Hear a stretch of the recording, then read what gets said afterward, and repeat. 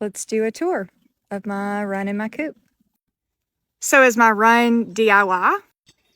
I would say it is and it isn't. It is a carport that you can buy on Amazon or Walmart. It's 10 by 20. And then my husband and I framed it in so we could put chicken wire around it. And yes, I know hardware cloth is better, but you know, we all can't afford it.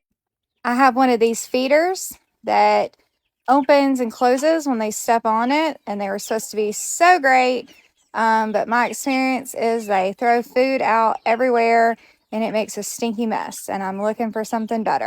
I use this small coop that is halfway into the run to introduce new chickens, like baby chickens, to the rest of the flock. You can see how it's halfway in and out. Of course, their dust bath. This water is not leaking. I just filled it up with a hose and got water everywhere. But I got this water actually in clearance at Tractor Supply this past weekend for 50 bucks, normal $80. My husband built this coop for me. It's my main coop. He built this for me for my birthday. Nesting boxes, of course, open from the outside. And here's the inside of the coop.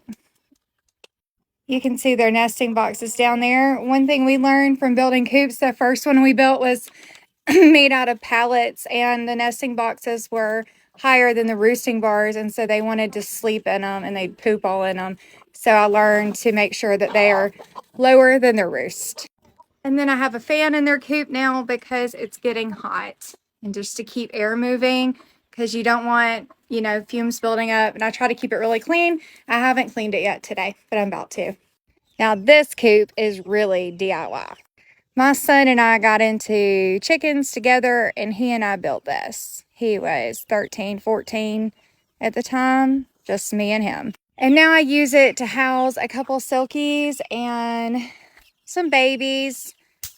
My silky girl is broody. See, she's so sweet.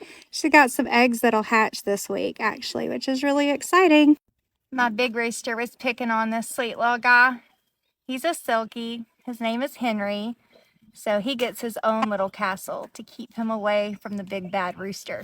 And the gutter is my old water. I had a hose run in it, so every day I could just turn the hose on for a minute and fill it up. But I'm still filling it up as they get used to that thing over there, because it has nipples on it, which is new for them. But they're learning and catching on quick, and some of them are still using the gutter. And my last two must-haves are my automatic coop doors, and that little feeder is full of oyster shells for the laying hens.